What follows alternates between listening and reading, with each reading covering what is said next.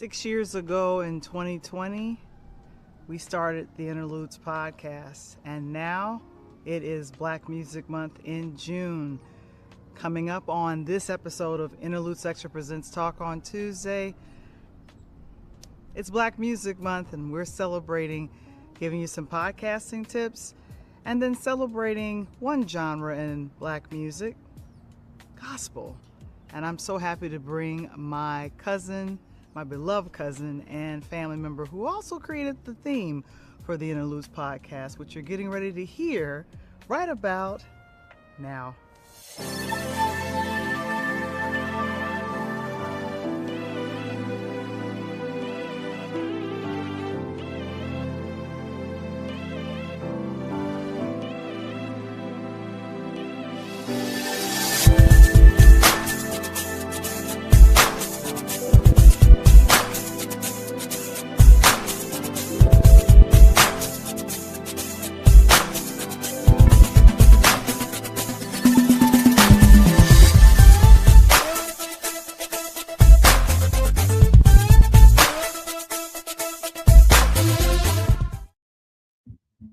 Hey everyone, it's another edition of Interludes Extra Presents Talk on Tuesdays. It's so good to see you guys here in the building. And of course, it's myself and Coach Tony. We're doing our thing. And I cannot believe in June, we are at the half mark. It is in the middle of the year of 2026. I don't know where the time has gone, but it has gone very, very quickly. And I'm thinking to myself, what's going on anyway? I gotta make sure that I check in with you guys. How was your Memorial Day weekend? We had a special edition of Interludes Extra Presents Talk on Tuesdays when we had Lydia Nicole on. Oh, there's the nice shiny Coach Tony. There we go. And of course, a DJ saved my life. That's right. I got a couple of copies left. I give you guys the ABCs of starting your own podcast, and it's time to do a new edition with AI dominating and doing more and more things.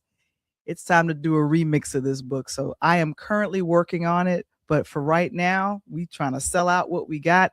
Go to purelighthouse.media.com. You can go ahead and pick up a copy. You can get it signed by yours truly in celebration of our 6th anniversary, which the exact date is about 24 days from now. I'm very, very excited about that. And thank you so very much. Mr. Springer is here. Everyone in New York is excited, and I will get to why they're all excited over there. And of course, come over to patreon.com/interludes. What do we do there? We have the background scenes, the Purple Road Diaries, the things that we talk about regarding what? How do you do podcasting? And myself and Coach Tony, that's when he's uncut and raw. He likes to have his conversations, which is really cool. And then, of course, we have Key Spot. Oh, that's dated information. We're going to keep it moving with Key Spot. And then, of course, Coach Tony, you can go ahead and follow him on IG, the Pull Up Podcast Show. And then also, you can scan the QR code for that. And then I have 2 IGs. Don't ask me why I have 2 IGs. I have no clue.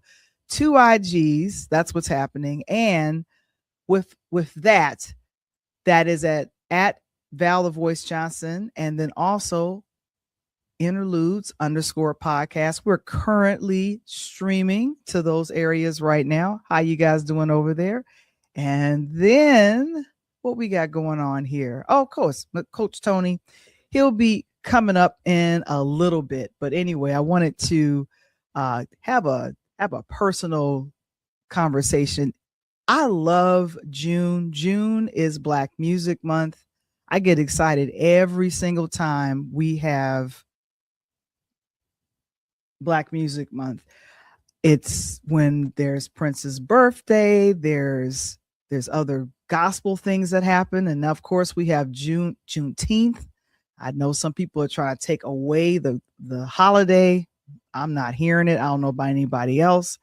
And then there's also the fun things that we do when we are trying to do podcasting. I have got to go ahead and let you guys know what I got. Some podcasting tips of the week.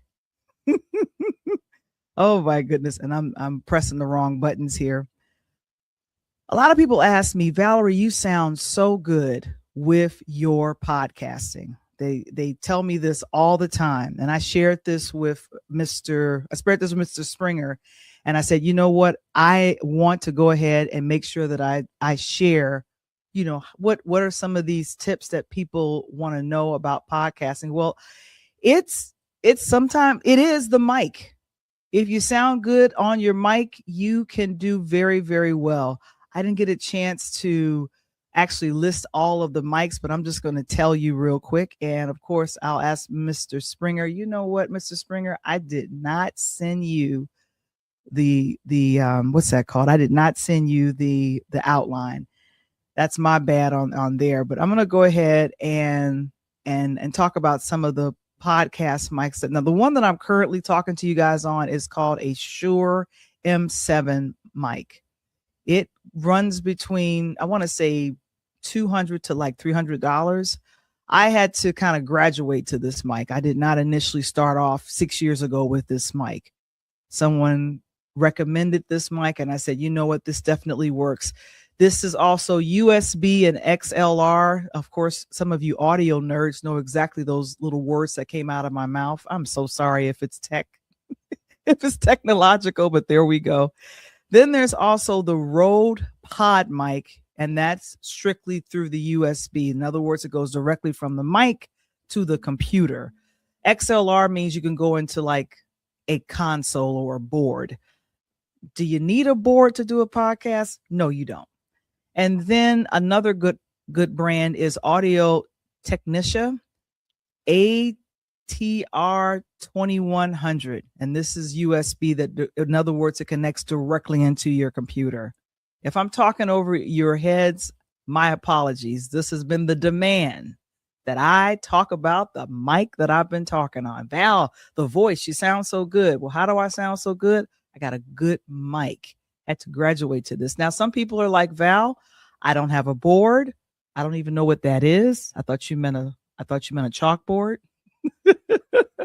And then I'm thinking, I don't have a stand. I don't have all those fancy things like you. I just got my cell phone right here. I just have my cell phone. Well, if you just have your cell phone, then there are great mobile mics that you can use.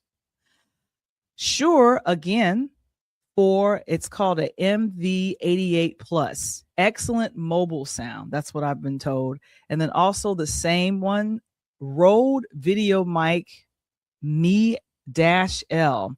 This is a compact mobile creator mic. If you're on the move and you see something, I was with someone this weekend and we were reviewing some things in a hotel, and she took her phone out and she just started recording. And I'm thinking, well, she must have a wonderful condenser mic to go with her cell phone.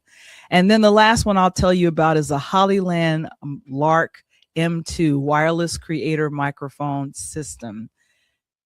Hopefully, you are looking into doing podcasting. And as we continue to share podcasting tips here in this space, we want you all to grow. And of course, we want to welcome you to the light. That's called the Pure Lighthouse Way. You go to purelightHousemedia.com and join us. You'll see a little pop-up box that says, welcome to the light. Put your name and your email in, and you can get all of these tips sent to you. And let me see who is joining me in the chat. Let's see who is joining me in the chat, because our guest is here and I want to get to that. And I think I see Coach Tony. What's up, Coach? What's up, baby? What's good with you? Hey, how you doing? It's good to see you. I wasn't on the screen, so I didn't see you. And I see I've been back. I've been doing jumping jacks in the back, throwing out yellow flags, yield signs. I don't need you. I don't know what you've been telling them, but I use an AMD8 DJ microphone. Love it. Everybody I talk to love it. I got the color codes on it. I got a Shure mic as well, but it's AMD. And for those that want to get into some podcasting stuff, use a good system, Also from the DJ world that's good, Focusrite. The Focusrite 4. If you haven't seen the Focusrite, you need to take a look at it. It's dope. And it's very Yeah. inexpensive. And I'm telling you, some of the mics that people are trying to figure out, they're like, Val, I just want to just sound good while I speak. I don't want to spend like hundreds of dollars for a mic. And I was saying this earlier before you got here. I graduated to this mic. We are celebrating 6 years of the Interludes podcast. Exactly. Didn't you graduate up? You didn't start. You used to tell me, Coach, I love you, but you got to get your mic. You can't be coming through that telephone like that. So I waited. I got me a little bitty mic. The first one I got, I think, was like a $49, $50 mic, and it was okay. But then it started, you can hear the bleed over, kind of like if you got a good singer who's singing real good. You can't tell until she blows or he blows that, oh, and then you start hearing it crack. And then when I moved up to this AMD8, man, it's been dope because I could touch the back of it. If I'm DJing at night sometime, I turn the lights off. It lights up for me. I can touch it with my hand. I got the volume controls right there, the tone and the bass. And then when I put that Focusrite on it, and I went and got that Focusrite, and I had several people ask me, man, you don't use that? I'm like, man, you need to use that as a decoder. And it was very easy to hook up mic to mic. Man, I've been using that ever since, and I'm glad. It's been great.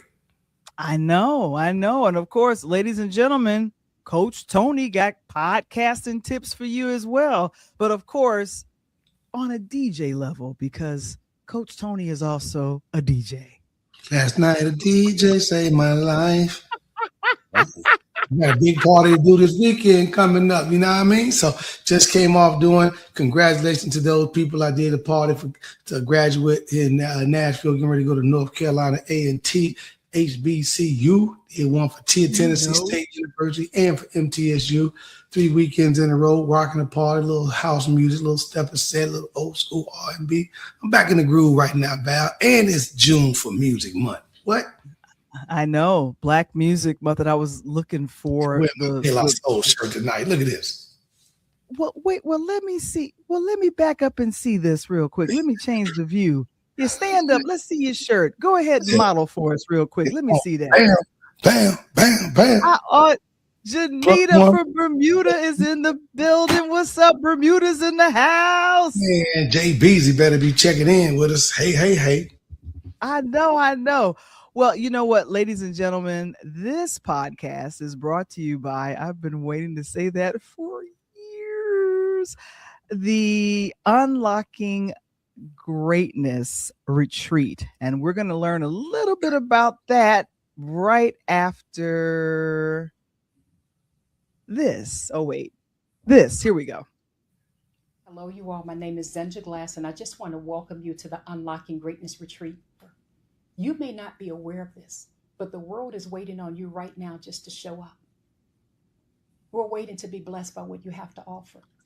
And that's what this retreat is all about. Getting you prepared to move forward. And not only to move forward, but to stay there and to stop moving backwards because of opposition or resistance or self-limiting beliefs and things of that such. We are going to focus heavily on spiritual growth and development, personal growth and development, meaning mindset. How do you stay on track? And believe it or not, we're going to spend quite a bit of time on entrepreneurship. I believe every last one of us have a spirit of leadership and entrepreneurship so that we can deploy our gifts to the world. You are going to have the option to attend this retreat online. And for those of you who are able to attend in person, you're going to have the option of getting a day pass so that you can attend our live workshop session throughout the day. And you also will have an option to get a VIP Builders Roundtable pass to attend the session that I personally will be leading that evening. Imagine an amazing Builders Roundtable session with leaders, entrepreneurs, those who are looking to expand and grow their programs, and those who are looking for those intimate moments where we can sit and have discussions about not only how you're doing, but what truly is what's been holding you back from moving forward and presenting these gifts to the world. And that's all of the part of the VIP Builders Roundtable we're having later that evening. I love you all. I'm looking forward to meeting many of you. The world really is waiting on you. And Coach, I want to let you know that I will be speaking at this retreat. I will be on the panel to talk about podcasting tips. And of course, I want to thank also Xenia Glass for allowing us to present Unlocking Greatness. You can go to unlockinggreatness.com/events, and they have the virtual option, Coach. So I'm excited. I got to talk to you about one thing. Much. What you want to talk to me about? No, not you, Xenia. I love y'all. What's up with this purple, man? What do you mean? What's up with the purple? What do you mean? What's up with the purple? It looked good on Xenia. It looked beautiful. I love your outfit. It blended right into the lavender. Now, come on. Now we gotta get some rose or something. Rose would have been Coach. perfect. Coach, I need you to come real close, baby. Come on, come close to the camera. Come close to the mic. Here we go. She the sponsor. If she is in turquoise looking with pink, I'm gonna need you to straighten yourself up, baby. I got you. Okay, we good. Baby, we good? Baby, we good. All right, there it is. Thank you so much, Mr. Springer. He's put it in the chat for me because I got him the outline. Thank you.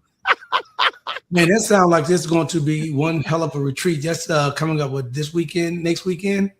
It's coming up next weekend, and it'll be in Chicago. What's the location again? You have to go to unlockinggreatness.com/events to find out exactly where. I went to the hotel. It is, I don't want to say which hotel it is because I'm just saying it's going to be downtown. No, it's going to be near O'Hare because a lot of people are flying in. So that is good. And thank you so much. If you want to learn a little bit more about the retreat or book a clarity session, please go to unlockinggreatness.com. No events. But I want to make sure that I took care of that and we take care of that. And of course, yeah. Mm-hmm. The crazy part about it is, remember I told you we just did our Unlocking Greatness in Nashville? I guarantee you they're part of the same summit. I guarantee you. Remember I told you I had a blast about a month ago. I went to this Unlocking Greatness. It was about 85 people. It was incredible. I met all different type of people, different backgrounds, including some people in the podcast world and whatnot. And I'm wondering, and we'll table that for later on, but I'm wondering if they know the same people. They might. Now, now let me. Oh, and Janita from Bermuda, she says that's awesome. She says she sees Queen Bella and Bella, baby, what's up? And Laverne are in the house. Good to see you, ladies. Of course, give us a shout in the chat. Now, Coach, I was at home like many of us in 2020. I was about to start this podcast, and I'm like, I want to get some music. I need some original music. And anytime I think about, and let me not get emotional, you know how you have, I want to call it matriarchs and patriarchs in your family. Your great uncles, your great aunts, your grandmamas, big mama, them type of people. It's like the spirits of a lot of these great people are all in my young cousin right now because he has been playing and tickling the ivories since he was a shorty. And when I say one of the most talented musicians in Chicago, hands down, I feel like if he had gone to school, he has his doctorate in music. Oh, wow. But the great thing about it is he has worked with so many talented people. I don't want to get into it all. And this is I think it's his third time coming here. And the music that you hear when we intro and outro this podcast, that's him. Ladies and gentlemen, I want to make sure that I properly get the graphics here. It is Kendall Nesbitt. What's up? Good to see you, cousin. Cuz, what's up, cuz? Hey, Coach Tony. Man, I wonder, are you related to this brother by the name of Eric Nesbitt and his sister named Doris Nesbitt? Maybe, could be. I don't know. Local? Yeah, they south side of the city of the Wild Hunnets. Possibly. Nesbitt is a unique they went name. They went to Lindblom. Yeah, for us of color. So who knows? I mean, it's a Scottish name originally, but there you go, man. You may have some more people south side, man. Yeah. Val, you messed me up with that intro. You had me going kind of back down memory lane when you talked about our matriarchs and patriarchs and ancestors, and some that have gone on before. Because you're right, they're in us. They're still working through us. So yeah, you kind of messed me up with that one. I didn't honestly, I didn't mean to mess you up with that. It's just No, it's good. The one thing that I think about when you go through your old pictures, or when you like reminisce and look at old videos, Tony, anytime we would sometimes have things at a church or something, there would be Kendall on the piano, on the organ playing, and his aunt and mom, whoo, they can blow. But I'm just saying that the family unit is unified, and it's something unifying about music. It's something unifying about gospel. That's the number one reason why I want to make sure that we talked about gospel inspiration in honor of Black Music Month, is how it unifies family. Kendall, when you first started thinking about, I love music. I'm thinking about I love music, but when you were thinking, let me start playing. People sometimes pick up a guitar. Some people pick up a I don't know, a banjo. Some people might pick up a flute or a horn. What was the attraction to keys? What was the attraction to piano first? Initially, there was no attraction to piano. I thought it was hard. I didn't think I would be able to play it. I started playing drums and singing in the choir a little bit, but I love drums. But out of a need, as you may know the story, Paul, your great uncle, the late Reverend Dr. T.A. Douglas, my granddad, we struggled keeping musicians. And so it started to kind of frustrate me. So I just started to mess around on the keys, and he picked up that I had an ear because I would back him up. And so then he bought me a keyboard, and I always enjoyed it. And I would look, at other guys and people that would play, and I was like, wow, that's interesting. I just thought it was super hard to play organ. So it was birthed out of a need, and then I fell in love with it. And it became more of a necessity because, in the Black church, or in the church in general, the basis to any instrumentation is the piano, the organ, the keyboard. So there was really not as much of a need for a drummer. There was more of a need for somebody that could play. And so then it kind of took over from there. Yeah. And when I think about you mentioned that it was like a need for musicians. When you are training your ear to play some of the gospel standards, and Tony, if you've gone to church, there's certain songs that you always hear, not necessarily in a form of, let's say, a funeral or anything, but just like those old hymns. What were some of the artists that you were listening to that kind of shaped your ear early on? So you mentioned the old hymns, Chicago being the birthplace of modern gospel, from Thomas Dorsey to Mahalia Jackson. And so, of course, Amazing Grace and, certain hymns, even moving kind of more up to date with Andre Crouch and the Thompson community singers from Chicago, Reverend Clay Evans and his choir Fellowship, Dr. Charles G. Hayes, the Clark sisters, the Caravan, so Shirley Caesar and Albertina Walker, and different people. So you kind of those were sort of staples when it came to really playing and absorbing gospel music, which is essentially the good news. I guess that's the definition of gospel: good news. Yeah, and I think that things that are uplifting. And I know when I first started thinking about gospel music, I was about 7 or 8, and it was Walter Hawkins' Love Alive, that album, Be Grateful, I'm Going Away. Like, these are some of the songs I remember. I learned a interpretive spiritual dance to be grateful or whatever. And now when I hear it, it makes me think of my mom. It makes me think of my great aunts. It makes me think of my grandma. It makes me think of all of these folks. And so I don't know. It's kind of I feel like inspirational gospel music can be very healing. Tony, you got any thoughts on this? Any questions for my cousin? Man, Nez, I was going to ask, I'm a big house DJ. I was there when the house was originated coming through Chicago. late 70s, early 80s, and it just took off by storm. Fast forward, now I get a lot of, I wouldn't say arguments, but more small debates on people, whether they like / gospel house or something of that nature. Do you see yourself as your musician, possible producer, or whatever, when you see these people that are playing gospel house music, because it all kind of derived out of what Kirk Franklin kind of put out there early on, and now it's going to another level. What are your thought processes of that? Or do you don't mind because it's art form?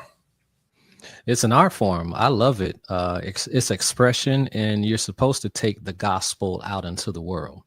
That's the point. So I love house music. I'll tell you, I've been in clubs where they're doing house music. Terry Hunter is a good friend. So, when he would spin, when he got into that house, into that gospel pocket, and mixing in the God, it's all soul. So at the end of the day, man, there's a movement. You could see people catching the spirit in the club. In the club, yes. You know what I mean? So I think it's all connected. Yeah. For sure. Well, that's good. You tell T Hunter, man, we trying to get him up on I hit him up, man. I got him on the gram, him and Mike Dunn. I keep and Mike. Mike Dunn is another one. Yeah. And my boy Mike MF in Love. I'm representing his little niece, on my business that I'm doing. But yeah, I love T Hunter. I've been with T Hunter, man, since he was in 50/50 Square doing a 50/50 club back in the day at Hyde Park. Oh yeah. No, when they first started the house picnic, the chosen few, this was small. We were going to hang out over in the park, and it was, they're just friends and family coming to barbecue. Now it blew up. So yeah, it's crazy now. Oh yeah. So no, I think it's all connected. Yeah, and I think when I hear certain house tracks, I instantly think of gospel music, because it's just sometimes it's that inspirational music or inspirational lyrics that just kind of come through, and then of course it's against hard beats and sometimes just something that's kind of repetitive or whatever. But I've always loved how I've heard this story. I think of the Clark sisters. I think they were getting ready to just slow down from doing music back in the 80s, Tony, and they came out with "You Made My Day." You made Stevie Wonder riff kind of, yeah, exactly. And they were getting ready to not stop. And they said that song got so popular, it was being played in clubs. We're talking late 70s, early 80s. Mm-hmm. Yep. So and Tony, anytime you mention house and then gospel, I feel like they almost run adjacent. Sometimes it kind of goes in this direction, but the inspirational, one of my favorites is "Follow Me." But I just love the message of that. And it's just really good. I got a question for you. Jason is asking you this question. What has been the most profound door God's opened up with your gift, and the biggest impact has been made in your lives to touch? Oh, wow.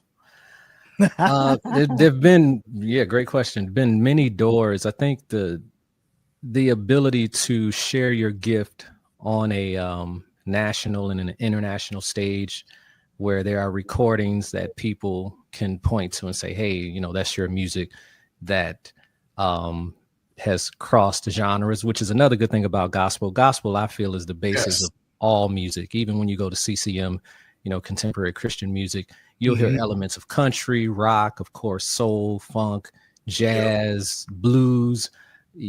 Gospel is going to pull it all in.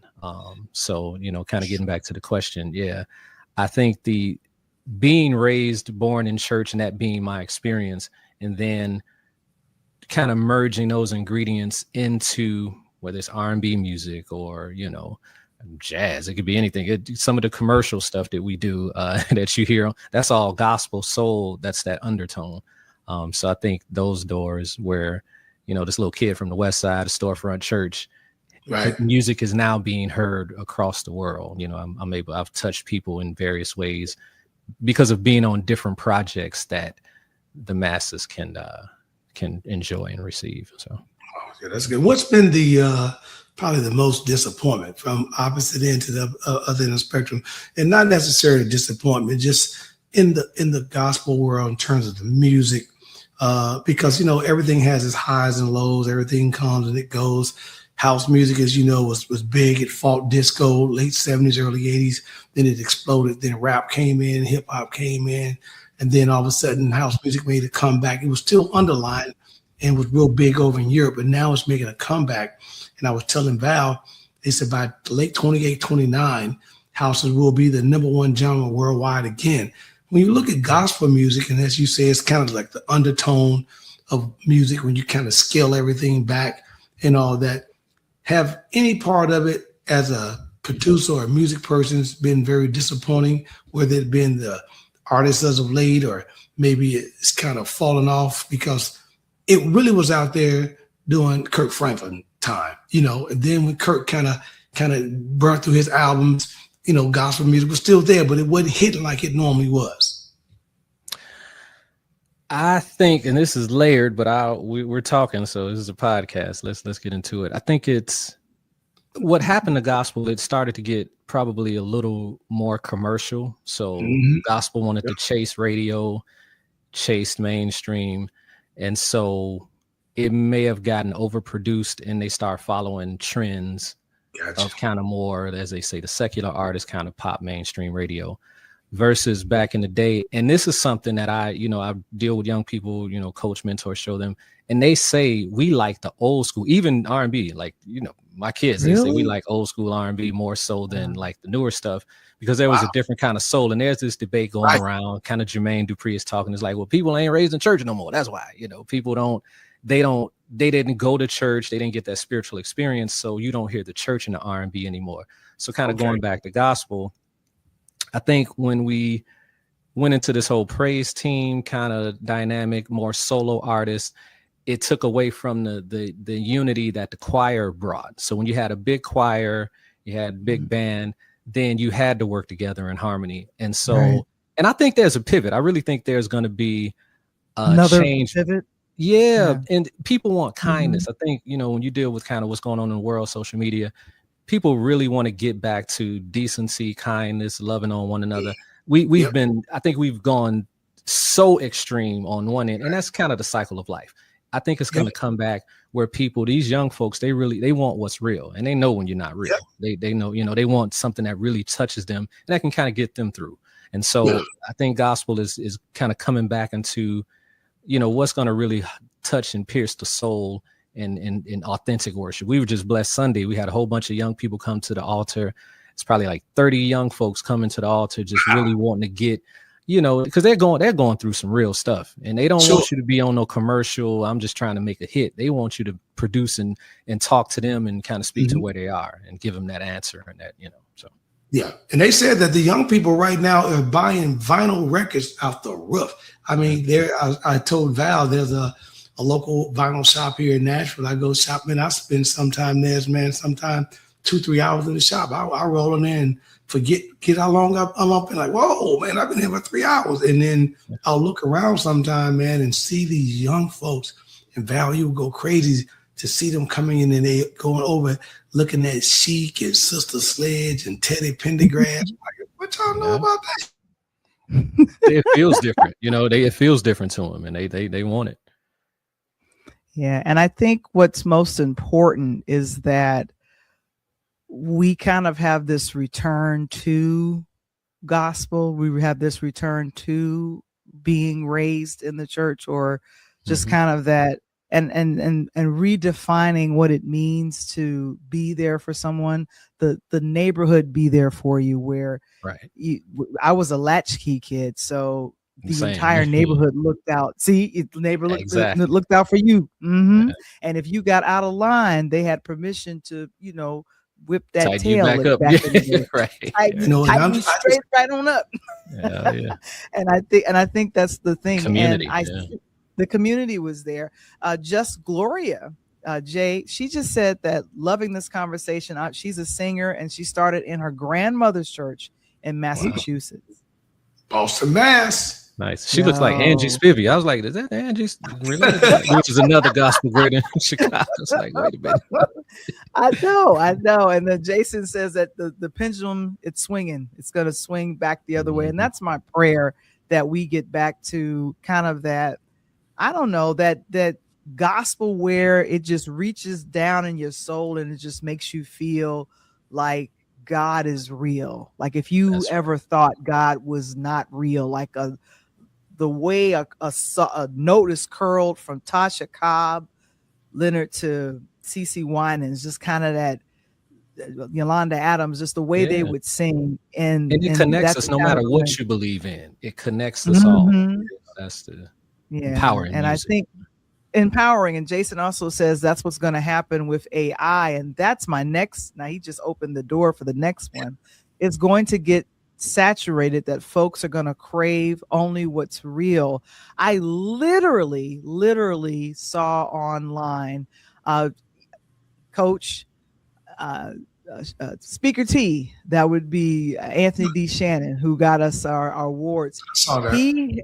He produced a AI song. I didn't get permission to show it, but I saw it and I was listening to it thinking, well, wow, that almost sounds like a choir. But then there's always a sound, Kendall, that makes you go, You can kind of that tell. sounds, you could kind of tell. Oh, yeah. Yeah, you can tell. I got to get you with me, Ken. I told Val I'm producing a brand new house track called My Mans and Them. It's kind of a throwback to the 80s where I've got, I'm talking about a lot of the greats from Frankie to Ron Hardy to Terry Hunter, and about different parts of the city, Mendel, Sawyer's, the playground, the warehouse, and all that. And we've been trying to find a female artist to sing my hook, JB.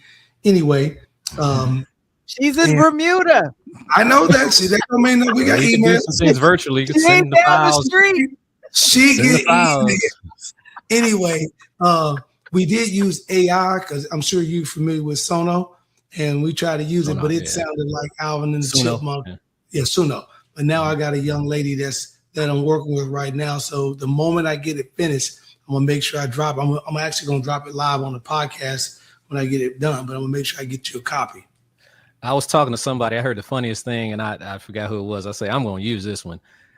He said, you're safe. He said, I think if you sing and you play live instruments and he's like, because ain't nobody trying to go back to Showbiz Pizza. You know how used to go to Showbiz? Right. You got the gorilla playing and it's the track playing, but they up there. He's like, no, ain't nobody trying to go back to Showbiz. This AI stuff ain't gonna work. People they still want to, they want real talent. And I just thought that was hilarious. And it's funny that you say that. I was going to tell you earlier when you were explaining about the music and the touch, and that's funny that you said that. Last week I was DJing a party. You've been very impressed by this young guy. He comes up. I think probably a freshman in high school, maybe a sophomore, but he was, man, Nez, he was so impressed. He saw vinyl, and I didn't even tell you that story either, Val. But he comes up while I'm DJing, and he goes to touch. I go, hey, young man, you can't do that, baby, because I'm playing right now live, But he was so impressed that he saw the vinyl, and then I put the record on the other side. I took it off and let him feel it, and man. And then he started talking about all this, hey man, let me hear what your phaser look like. Let me hear what the flanger look like. I'm like, well, you know the terminology, you know everything, man. You DJ. He says, no, I'm a musician. I play by ear. So when Val said you play by ear and all that, when did you start doing that? Was it in the church or was it like sitting down and listening to music back in the day? Well, sitting down listening to music, in the house, but it started in church. And one of the good things about, and even kind of going back to the vinyl piece, that sound, the warmth of the sound and the needle, just how they mix that stuff. That's which is probably why they're getting back into it. They kind of got tired of this digital, everything just sounds perfect, but get back to the grit. But the cool thing about church, you don't know, sometimes Sunday to Sunday, you didn't know what was going to happen. So somebody can just get up and start singing a song. There are no charts. They just sing, you know what key they're going to sing it in. The preacher gets up and he gets into his cadence and going, as they say, hooping or closing. And you don't know what's going to happen. So in church, you're sort of forced to play by ear because in most cases, I mean, you had a hymnal, but the songs we didn't use it much. We may have sang a hymn or two, but 90 to 95% of the service, it was about, you had to play by ear. You needed to just tap in. You didn't know what was going to happen, what audibles, you just had to, you had to be able to play by ear. That was kind of our training. Wow. And JB has a question for you. She says, Kendall, where is God taking you now with your music? Oh, Ooh. Okay. Ooh. Well, I don't want to speak for the creator. I don't know what God is saying. Listen, I'm open to it wherever God takes me. I'll follow. JB, he taking it with Tony Tone to play and mess with this house trap. That's what he Um, Oh, I think, I Lord. mean, I'm into a few things. We're looking at some movie stuff, with, some documentaries, still writing and producing, my own music, collaborating with other people. All right. So I'm just open and ready for the journey. Is a name that, well, I guess we could talk about it. We'll see where it goes. But a buddy of mine, Roy Hamilton, is working with Keith Sweat. He hit me up and say, hey, maybe we can get together and do some stuff with Keith. And been doing, gospel stuff. And I'm open to it all. As long as it's uplifting, good, positive music. I'm at a point in my career and in my life where I want to pick and choose what I'm a part of. And if it just has to represent something. I don't want to put my name or my likeness or my music on something that's not uplifting or that's not positive. I am at that stage in my life. So. The good thing about it, he'll be on Keith Sweat radio because he got his own radio. Yeah. Yeah, but love music, Yeah. Stevie Wonder, good music that celebrates love and life Yes. and inspiration and that kind of stuff. I'm with that. Yeah, and I think here, and this is Bella out of Baltimore, but she's in Atlanta now, and she asked you if have you ever been to the Stellas? You've been to the Stella Awards, yes, obviously. No. So every You time the haven't? Stellas happen, I'm out of town doing something else. Got a Or I'm Nashville, man. working. Come on, I got you. It's so funny. Like I want to go, but every year I don't know why. What it is. I'm always booked during the Stellas. So yeah, no, I would love to go. And Janita, she says, while collaboration is still the currency, I read recently that authenticity is the new currency. So I agree that we are going back to the heart of worship, the heart of a thing. And Janita is a singer songwriter, and she has been writing a lot of inspirational music that inspires, she goes all over the world with it. Like, she's over in Africa, she's here, she's from Bermuda. So I have a lot of love and respect for people that use their talent to glorify God. And then also, some people feel like if you're going to become a musician, if you're going to become an artist, you can't get fed. And I know that is not the case. That's not the case with you. If you were to encourage someone that is thinking artistry, that is thinking, I want to become a singer and songwriter, and like, what would be the blueprint or the layout? Because it's much different than it was when you first started. It's weird. Like, you started however many years ago. Yeah, now 90s. It's different. Right. The 90s. So like, it's totally different. So what would you tell someone, or any of the kids that you teach, if I want to go into this, where would they start? I think be open. You all mentioned podcasting, so kind of owning your content, being deliberate about it. If you're going to show up online, how are you showing up? So ownership, tapping into maybe doing your own videos, your own promo. I think being open to doing, while I was based as a gospel musician starting out, then it, took me to different places, but I still do gospel too. There are gospel collabs with Charles Jenkins. We did Real Love. I've did some collabs with the Soul Children and the Tommies and various ones mentioned. So, you can do both and still not lose yourself. You know what I mean? Still walk in with your integrity. And some of the other R&B names, I got coined as the R&B guy, because once I got into R&B, it just kind of took off, and I started, working with other people. And even my gospel musicians, they kind of tease me. They're like, yeah, you play gospel, but the way you play gospel is kind of, I don't know, it's like jazzy funk. Like, you put a different thing on gospel. That's not all the way gospel. So that's kind of, so I would say just be open. Don't pigeonhole yourself or into one area, but be open to, because you just never know where it may come from. And just be ready, be professional, work hard, and be able to show up in whatever room, that door will allow you to show up in. So, what's been one of the so let's say surprise artists that you had no idea that you were going to work with, that you ended up working with, and it was a good collab? Surprise. Well, while I knew I was gonna, had no idea, and this is a sensitive topic because something happened with the credits. But I ended up doing a song that Michael Jackson recorded called "One More Chance at Love." So R. Kelly wrote the song. I was working with R. Kelly at the time, and we were working on a number of. I mean, during that year, it was like Jennifer Lopez and Kelly Price and Ron Isley. We were working on everything. Like I think it was like 2003. So Michael Jackson called R. Kelly. He had done "You're Not," "You Are Not Alone." And so he was working on another album. We sent him 5 songs. He liked the one that he picked was "One More Chance at Love," which I did the music to, the keyboards and stuff. So I had no clue that, I mean, everybody, it's the dream is always to, if you're doing music, Michael Jackson is the one to work with. And that just kind of happened. And it was a little disheartening. So that was going back to another question you asked earlier about being disappointing. When I went to the CD, it's like, oh, I'm going to see my name in the credits. And then something happened. We ended up talking to lawyers and going back and forth. Then he passed away and his estate was getting sued and all of that. So, we're kind of visiting maybe, and it's funny because the movie Michael kind of all brought it back. So we may visit, seeing if we can rectify that. But it's just so much when you're talking lawyers and that against me, so I don't know. Yeah. We'll see. Yeah.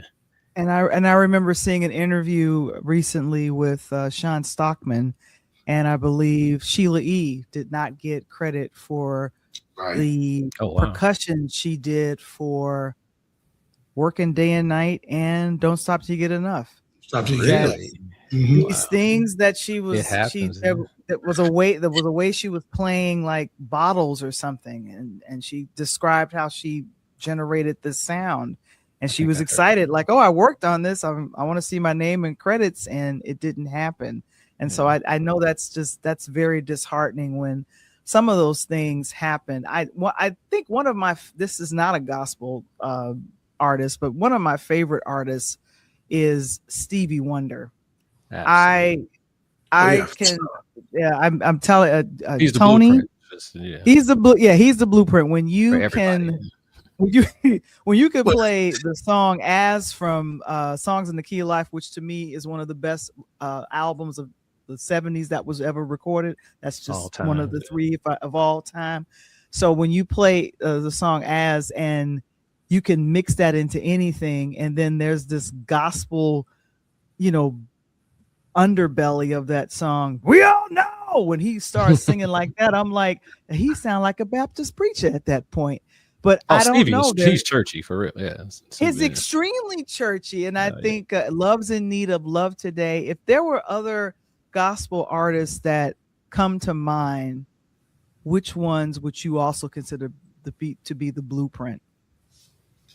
Gospel artist, I will say, you kind of need to break it up into categories like the choirs, solo artists, groups. But, exactly what I'm saying. But I think if you say like just a solo gospel artist, I don't know, Marvin Winans, I would kind of put him there. Since you mentioned Stevie Wonder, Marvin Winans he can sing his face off. Marvin is like the blueprint as far as a voice. He can write, he can play, produces. So Marvin Winans would probably be, and then you can maybe even throw like a Fred Hammond in there because he does, sing plays.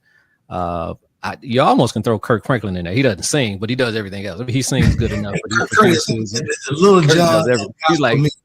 He is not the Little John of gospel. I know you're not saying that. Man, Kirk is the Little John of gospel. Little John. Yeah, but when you look at choirs, I have to say Reverend Milton Brunson and the Thompson Community Singers, because they produced so many of our like gospel's biggest hits. They're right here in the backyard, in the west side of Chicago. But so much good music came out of there. And, solo artists and different people like, Ricky Dillard came out, and Jesse Dixon, Kim McFarland, so that was like, and the same thing with Reverend Clay Evans and Fellowship. So, and then you have your groups, of course, the Winans Commission, you can throw the Clark Sisters in there. Even the New School, Mary, they can be another one that you can throw as far as groups, that have made an impact. Yeah. And Val, I'm so glad you mentioned that too, because I was going to tell you a minute ago, Naz, she popped a couple of pictures up. Yeah. I love the outfit. You kind of go back to that 60s, 70s look, baby. The tight suits with the skinny ties, man. I love that, man. Oh, you're gonna be like Andre Crouch when he had his chest hairs out. Bless the he was risque back then with the chest. Like, man, you showing your chest hairs. You preacher, man. Hey, well, you know, They had them women in the church like, yeah, we love us some Andre Crouch. Lord. I know I used to love BB and CeCe Winans, and that's the reason why I have her picture up. And Janita even mentioned CeCe Winans, but she to me was kind of a blueprint of making music almost inspirational and gospel. When I think about I'm Lost Without You, I had no idea that a lot of the music that they recorded, and I'm talking their early albums, right, was talking about God, because they never mentioned it. You know, Addicted Love, you know, I'm like, are they and talking that was about God? deliberate, like that was The delivery was always a little bit different. And I think we could always credit Kurt Franklin to kind of the new school of gospel. But I know recently he has been heavily criticized for how he performs, in the same way that you just joked around about Andre Crouch showing his chest hairs or whatever. But I think is that a fine line that gospel artists have to walk, and making sure that they want to attract people to the word of God through music, but then you don't have to. If I'm trying to attract people to it, should I mimic the world, or should I still have a standard of how I present myself? I believe in the standard. You know, I believe in being professional. We have a term that we use, professional expectation. Even when we kind of onboard our talent, there's a way you need to dress. There's a way you need to carry yourself. And I understand. I mean, right now I'm in a bucket hat, and you know, you have a life and you can do shit.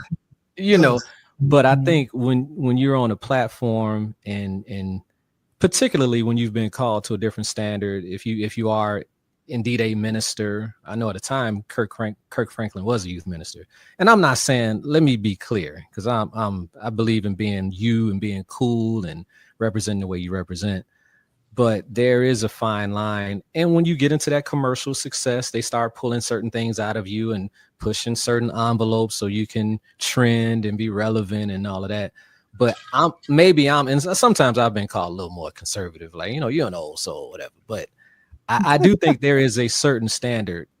Sometimes I feel like, you know, there is a line that's crossed, and when you have to question it, you know, when you're like, I don't know, then you probably crossed the line. It's like, maybe you didn't need to do that. All the other stuff was cool, but when you did that, just you hip thrusting and okay. You know, because now you got to read the audience. Maybe somebody could be struggling, and now they're not really paying attention to your message, but they're looking at a part of your body that they probably shouldn't be focusing on if your message is one thing. So you got to be careful when you're doing gospel. Now, if you want to do R&B and go out there and thrust and hump and sweat on women, and I mean, that's what you do. But when you're doing gospel, it's no different. You better talk to Keith Sweat. You better talk to the Sweat man. Well, Sweat's gonna do Sweat, because that's what he does. Sweat gonna make the microphone. Like, this is what I do. This is what I do, man. He got him calling in the other night. One of the ladies on the radio had a confession. Like, come on, Keith, it's on the radio, baby. And if I've noticed that a lot of R&B or other artists have radio shows. There's a lot of folks that have radio shows, and I think that it's like life after your big hits, or life after your, you know, after you tour or whatever. Because I feel like the vast majority of artists, even to this day, Tony, they make their money by touring. They make their money on the road. Like, speaking of Sweat, he's an incredible businessman. He's got a lot going on, to your point, where, you know, he made that shift and now he's into a whole lot, which is, you know, it's working for him, you know. Yeah, unfortunately, I lost my cousin, you know, years ago, but used to work directly with it. And Val just brought a good point. I was going to ask you as well. You know, do you enjoy working with the groups of yesteryear as opposed to the new groups that are coming out, the groups that you know that are already personified and out there and people love them, and kind of helping them still keep that fire burning? Because you look on the R&B side of the house, and I was having a conversation with somebody the other day. They were asking me questions about when I was in school back in the day when me and Val was coming through, the artists and this and that. And I was telling them, and I said, think about it. I said, besides all this sampling that these new artists are doing, it's records that was out when I was coming through the yard. So to see these old artists now, Too Shorts and the Snoots and Dr. Dre's and Scarface and UGKs and all these old hip hop rappers, and then the R&B groups, the New Edition and Johnny Gill and Boyz II Men, keeping that old soul back, where it's at. It's bringing people back not only to the record stores I mentioned earlier, but Nez, I think it's bringing people back to listening to live bands or wanting to listen to live bands. And I think this is what the young kids are finally falling in love with. They had an artist, it was a pop artist, I can't think of the name of it, just left Nashville not too long ago. And they said 40% of the audience were young kids between the age of like 19 and 25. It's like amazing. Yeah, no, I like working with both. I'm 46, so we have children as 20, 19, and 15. But I'm the old. I've become the OG kind of old. But I love working with the young people. You learn, they have a different perspective. So I enjoy working with the new artists, just like I enjoy working with the old school artists, because you get a different perspective. And if we're open to listen, I don't want to ever become that. I mean, stay young at heart. So I don't ever want to become the guy that gets old and it's just like, oh, y'all don't know nothing. It's all about the old school. I want to lend an ear. I want to be able to hear both sides and kind of see what's going on and see if we can bridge the gap and work together, because I think that's what it's all about. Oh, yeah. I mean, I 100%. I have Val laughing sometimes because I'll DJ party. They be like, oh, got all the new cuts. Man, what do you know about Glorilla? What do you know? Wait, hold on, man.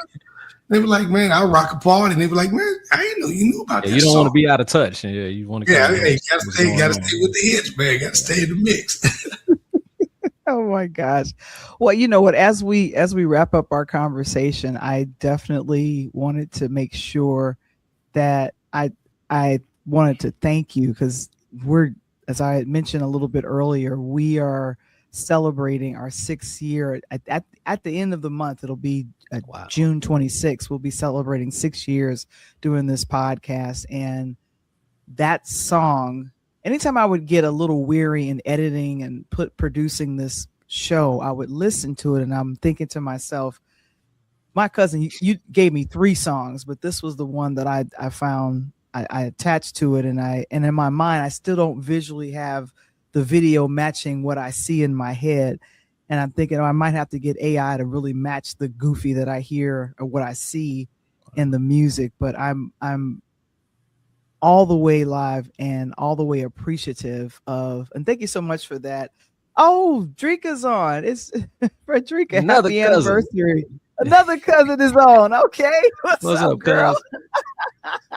Yeah. And so, like I said, I'm very grateful and humble because you decided and you said, of course I'll help you out with that. And of course I'll give you a song. And I'm like, okay, we'll make sure that happens. So one thing that I want you to talk about just briefly as we're getting ready to get out of here, I mentioned Stevie Wonder for another reason.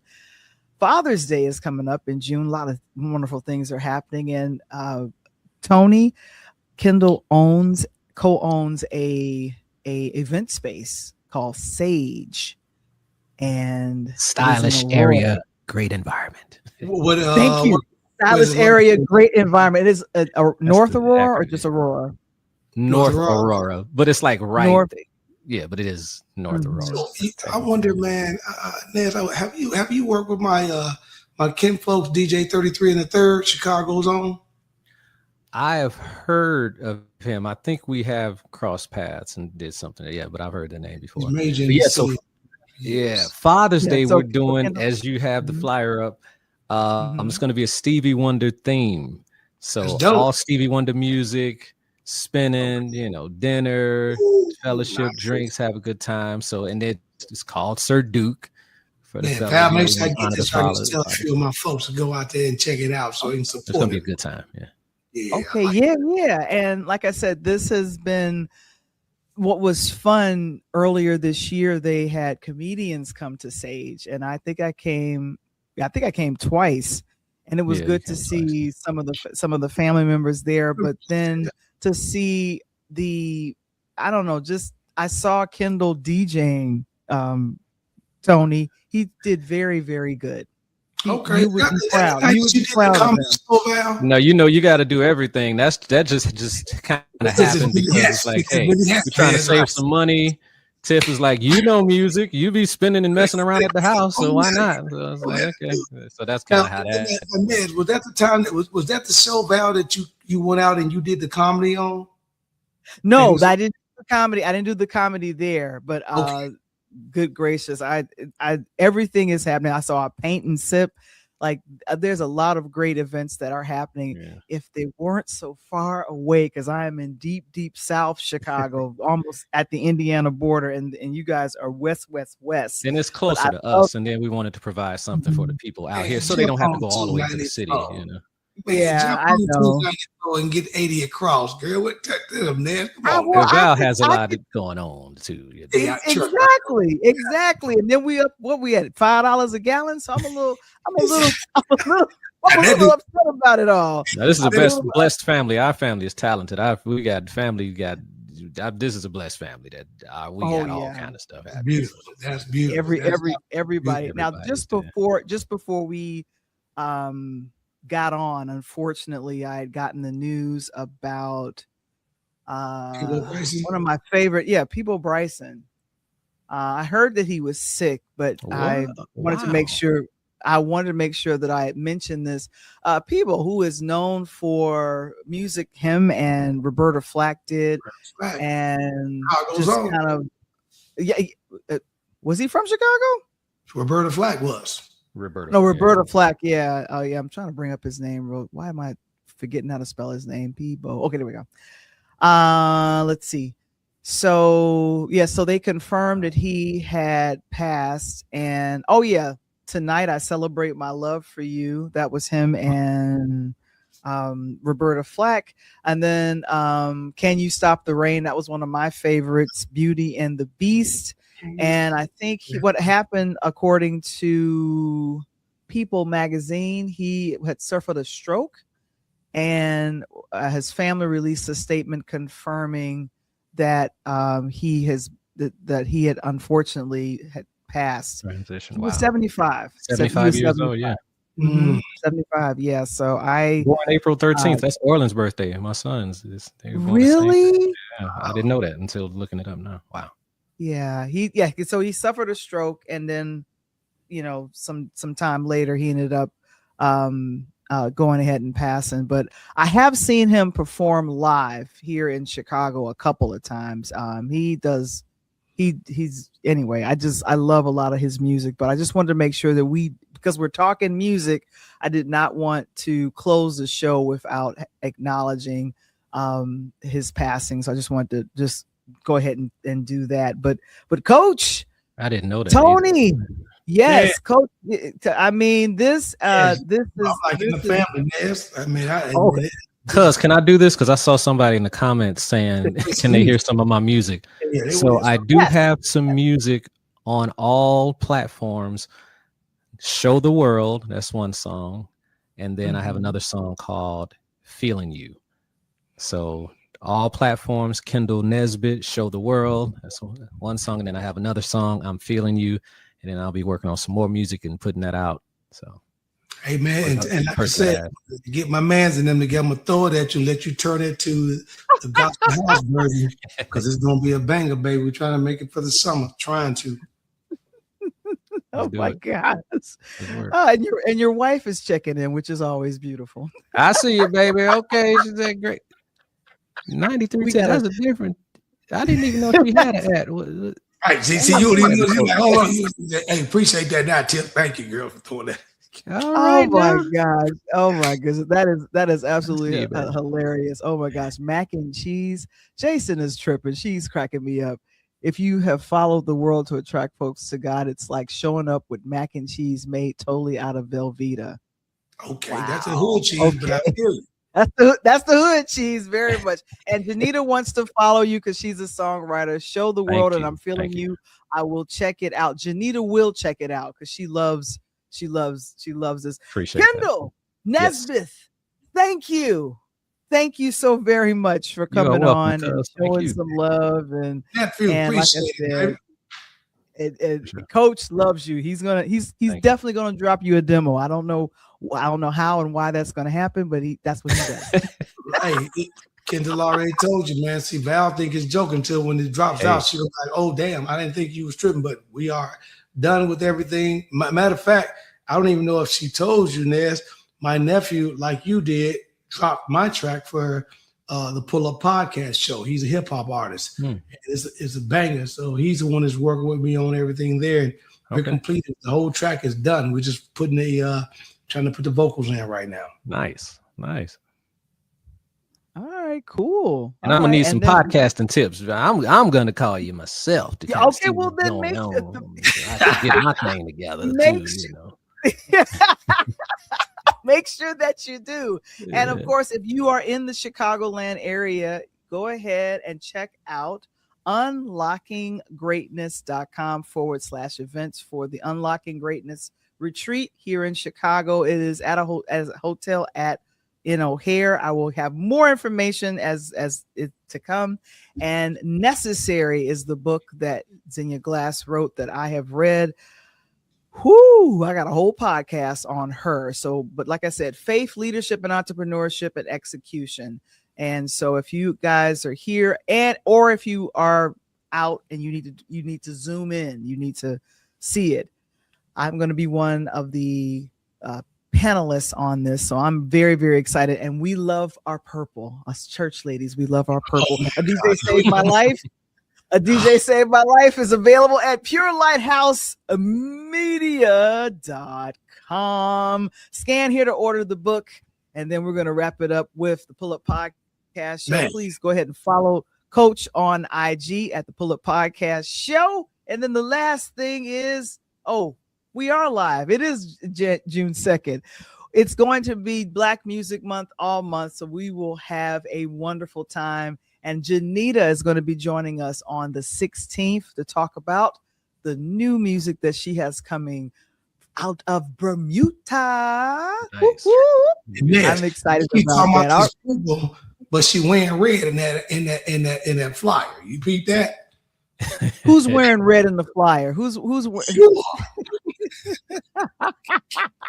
And on that note, I'm gonna ask everybody. Kendall, stick around for just a little bit. I'm gonna ask everybody to go ahead and put the two fingers up, because that's what we do. Peace. Peace. How do I do this? Oh yeah, there we go.